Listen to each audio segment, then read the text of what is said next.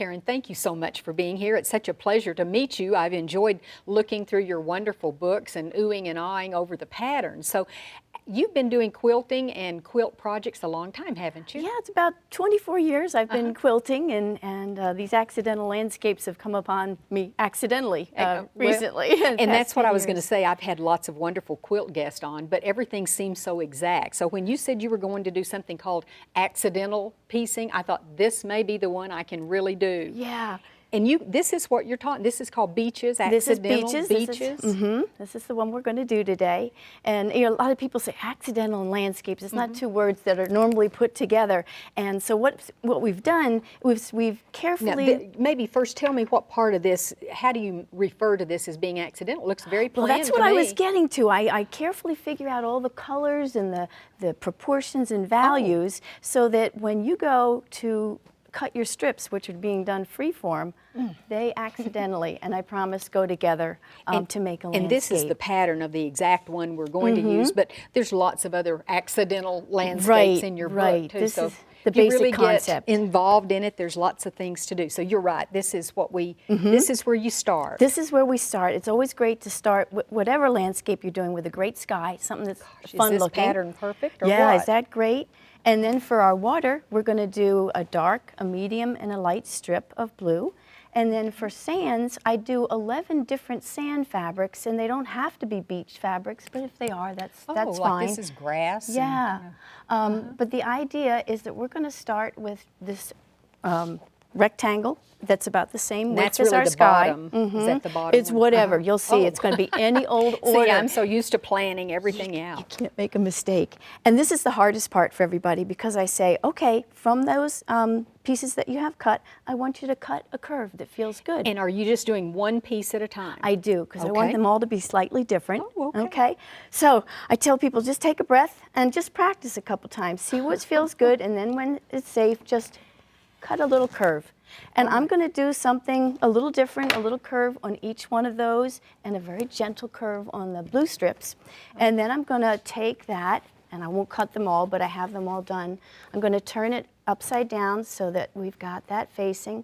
And with my index finger and my thumb, I'm going to follow with this iron. So that you have a clean finish. I have a nice clean finish, and that you see that the back, oops, got a hair there. And so as long as it looks nice from the front. And these are obviously cotton fabrics. Like yeah, cotton is what we want to use. Perfect. So we're going to just skip ahead and we're going to say we've ironed all those strips. So we would have done we'd just done those on every one of those strips. We would have just cut and ironed all those strips. And now Imagine we what have... your students are thinking. Yeah. And now we've magically ironed all those, and this is the layering process. And this is the sky. Okay. Okay. So then we start with our blue fabric, which is our distant horizon. Three blues. That's the dark one. And we're just putting it down to cover the bottom raw edge. Okay. Because this is where you folded it under yes, right that's here. Got it. Exactly. Okay.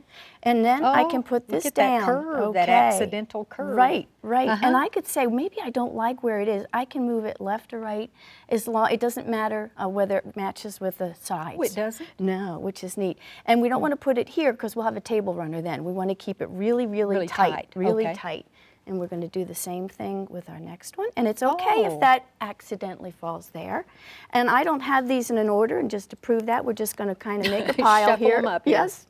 And then we're going to start to put them down. Now, I could tilt this. Wouldn't that look neat? It would look like you're standing on... I'd be afraid to do that. But we could. But for now, I'm going to just plunk these down, so to speak. That's a scientific word. For quilting. For quilting, yeah. For what I do, for my accidental quilting, and I'm just going to keep layering these down here. Come up with this accidentally? I did. I truly did. I was teaching this technique for several years, and then all of a sudden at the end of our classes, we'd realize we had landscapes, and we never intended to do it.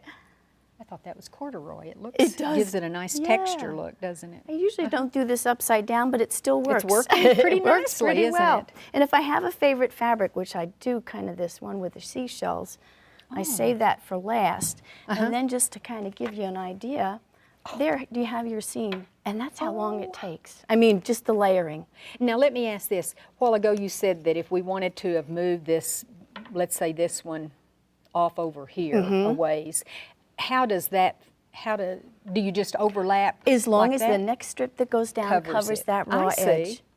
That's Okay. amazing. Isn't and so that cool? that kind of gives you hope that you haven't made a big mistake. Yeah, it's hard to see your Yeah. composition, and then when you crop it, then you say, oh, I kind of like that. But of course, as That is quilters, amazing. we change our mind. And but at one point, Yeah. you say, okay, I'm going to pin all those layers together. So Okay, we'll just so put those while away. it's still laying flat on your... Yeah, while it's laying flat. And you'll notice that one pin will hold several layers, so we're not doing one at a time. And the test that it's done well is that you and can let's do hold this. up.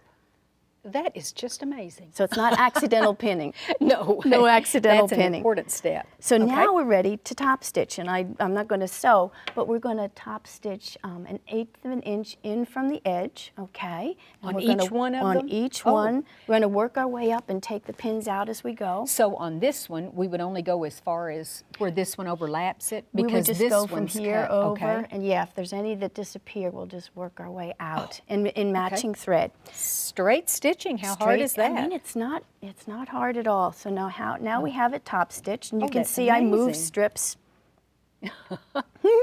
Oh, and this one, that's just so beautiful how, I mean, you can tell that sky and water and Yeah, dirt. yeah, you got the basics. And now you trim it, whatever your shortest raw edge is. Oh, okay. And then whatever is in the back that you can fit your fingers underneath, that needs to be trimmed. The rest can stay. Just to eliminate bulk. Yeah, is because the we want to be purpose. able to quilt it. Oh, okay. And then, so here we have one that's already trimmed.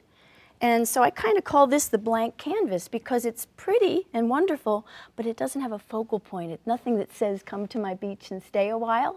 And that's what we do by adding a little dune fence like that, or a sailboat.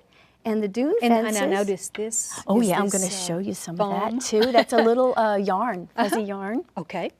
So a dune fence is, we're just going to cut a couple strips with our rotary cutter, like Wouldn't so. have even thought you could sew on them Yeah, that I cut a narrow. couple more of those just to get the idea, and then we would place them Wherever you wherever I want. And the fun thing with a dune fence, aren't they always falling down? I mean, even Yeah. I mean, so you do that. And some wider than others, Yeah, and they yeah. weathered the storms. And a sailboat just becomes, because these are tiny, is just a little triangle of white put there in the distance. And Oh, I hadn't even noticed that. My yeah, goodness. just there in the Yeah. distance. And they're held down with a little glue basted. So you that just you kind of put that in there and hold it in place until you And glue would it. you do the same thing with the little fence pieces? Yes, and then because they're what's so nice with that is you can just slide that there and you can glue it in place, and then you can see that it's top stitched. Yes. And what's fun for those that perhaps you're not a quilter, at this point, you could take your piece frame it. and frame it. I mean, I just have the mat here, and then add your frame to that. And like earlier, we can talk about Yes. too, just changing the mat gives the picture Doesn't it? a Yeah. totally different look. Really changes it. That is just beautiful. And you notice the fuzzy yarn. I mean, Yes. that's an addition. We can add that. That's some of And that. is that stitched on? That You is glue it also first and then stitched on stitch there. it down. So every little scrap you have in the drawer can be used for something. Yeah. I like that. Yeah. Okay. So really, that's done in 3 hours. And then if we want to add batting, we can add batting and borders. And here we can have fun with yarns Oh, and the beads, beads bugle and- beads to make a starfish and all. I don't think you can see the beauty of Probably all that. not. That's so pretty.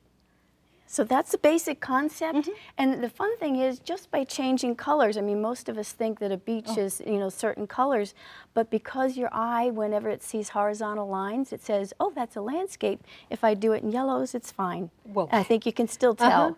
And because these are small scenes, our details are simple. So an umbrella is a half a circle, beach chairs are squares, and we just have some beach grass there too. That's amazing. Yeah. Here's another adaptation. I call this my accidental landscape, because when I'm making these scenes, I have a whole bunch of strips. And, well, should I throw them away? No, I can't throw them away. So I put them together and I get another little scene. And you can add a little, you know, little lighthouse with fabric. Beautiful. And last but not least, there's one other one there. We're going to add some photo transfers. This is my daughter 28 years ago. Oh, she my now word, has children this is an that age. actual picture, That's a photo transfer. yeah. We've showed that before, but what a great way to make this so personal. It's a memory, and those are shells that we actually collected on that beach, you know, that particular day in Virgin Gorda. So that personalizes, and it's just using exactly what I've And again, just shown scraps. you. Just yeah, just strips. And here's it looks very different, but here we're more sky, and we've put our strips real close together, and we've added sea oats and just changed the scene and the time of the day. And added a little bird up there. How perfect. Well, Karen, this is just wonderful. You're so talented. I'm Thank just you having so fun much for playing. showing us how to do this. My pleasure.